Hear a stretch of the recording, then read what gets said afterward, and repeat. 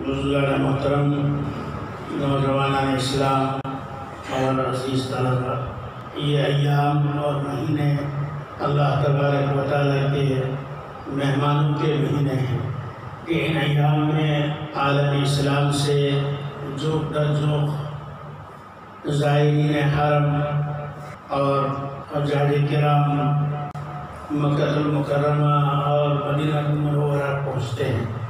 ظاہر ہے کہ مکہ اور مدینہ نہ صرف عالم اسلام کا مرکز ہے بلکہ پوری دنیا کا مرکز ہے۔ زمین اگر گھومتی ہے تو پوری کی پوری کعبۃ اللہ کے ارد گرد گھومتی ہے۔ سائنسدانوں نے بتایا ہے کہ زمین اپنے محور پر جو گھوم رہی ہے گویا وہ کعبۃ اللہ بالکل درمیان میں ہے، جیسے انسان کی ناف ہوتی ہے، اور اسی طرح سے اس زمین کی ناف کعبۃ اللہ شریف ہے۔ اور پوری زمین وَالْأَرْضِ ذَاتِ الصَّدْعِ، اس آیت پر جب سائنسدانوں نے غور کیا تو معلوم ہوا کہ آسمان نہیں گھومتا بلکہ زمین گھومتی ہے، زمین گردش کر رہی ہے، اور زمین کو اللہ نے گردش کرنے کا حکم دیا ہے کہ تو بھی انسانوں کی طرح یا میری دیگر مخلوق کی طرح کعبۃ اللہ کا طواف کر۔ اسی لیے اللہ تبارک و تعالیٰ کے نزدیک مکہ المکرمہ کو بلد امین کہا گیا ہے، یعنی امن و سکون والا شہر، اور ایسا شہر جو اللہ کا شہر کہلاتا ہے۔ اسی لیے اللہ رب العزت نے وہاں اپنا گھر بنایا ہے، اور اسی کے نزدیک چند سو کلومیٹر کے فاصلے پر اللہ کے محبوب کا شہر ہے۔ اللہ نے اپنے نبی کی تخصیص کے لیے اپنے محبوب کو پیدا فرمایا کعبۃ اللہ میں، یعنی مکہ المکرمہ میں، اور پھر بسایا لے جا کر مدینہ المنورہ میں۔ تو مکہ اللہ کا شہر کہلاتا ہے اور مدینہ المنورہ اللہ کے محبوب کا شہر کہلاتا ہے، اور دونوں شہروں کے آداب ہیں۔ جانے والا حاجی جب جاتا ہے، زائر جب جاتا ہے، زیارت کرنے والا یا عمرہ کرنے والا، تو اس کے لیے کچھ آداب شرط ہے کہ ان تمام چیزوں کا لحاظ رکھے۔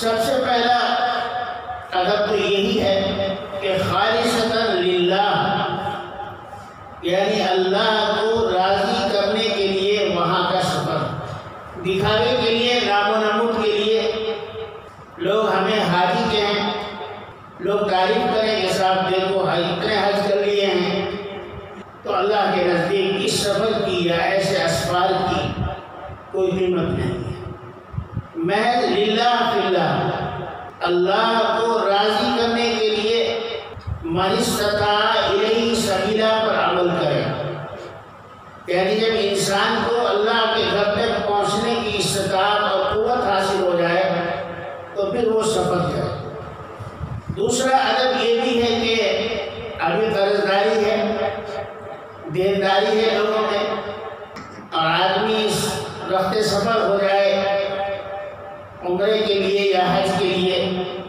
تو اس میں علماء کرام نے قباحت بیان کی ہے اور اس کو مکروہ قرار دیا ہے۔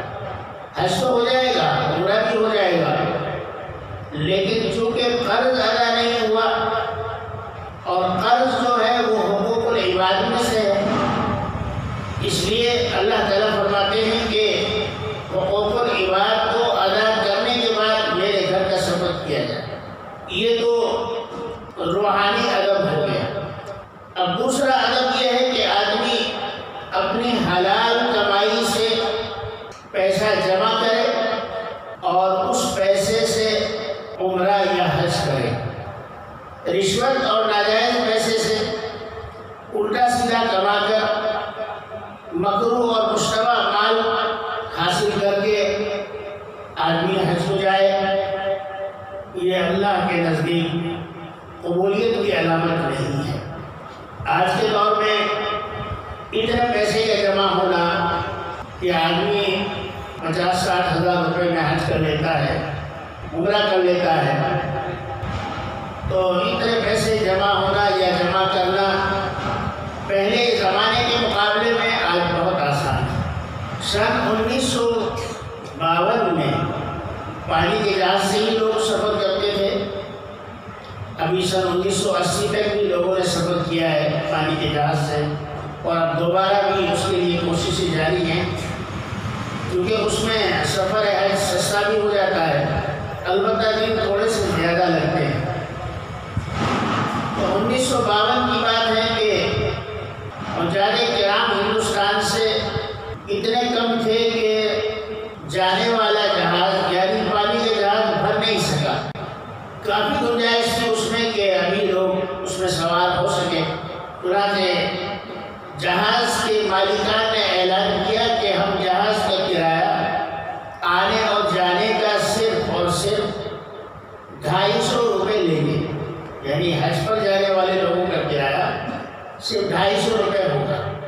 اس میں بھی سینکڑوں آدمی چلے گئے، آنے اور جانے کا 250 روپے کرایہ، لیکن اس زمانے کے اعتبار سے وہ کرایہ بھی بہت بڑا تھا، اس لیے کہ اس زمانے میں آدمی کی آمدنی اس کثرت سے نہیں تھی جیسے آج ہے، اس لیے 250 روپے کا جمع ہونا بھی بڑا مشکل تھا۔ اور میں نے 1980 میں جب عمرہ کیا تو ہوائی جہاز کا ٹکٹ آنے اور جانے کا یعنی پورا ایئرپورٹ ٹیکس وغیرہ سب ملا کر 3000 روپے تھا۔ اس وقت وہ 3000 روپے بھی زیادہ ہوتے تھے، آج 3000 روپے کی کوئی اہمیت نہیں ہے۔ باہر ممالک سے جو لوگ آتے ہیں ان کا اور بھی زیادہ خرچ ہوتا ہے آج کے دور میں۔ تو میں یہ عرض کر رہا تھا کہ ایک ادب یہ بھی ہے کہ حج یا عمرہ حلال پیسے سے کیا جائے اور اسی کے ثمرات ظاہر بھی ہوتے ہیں۔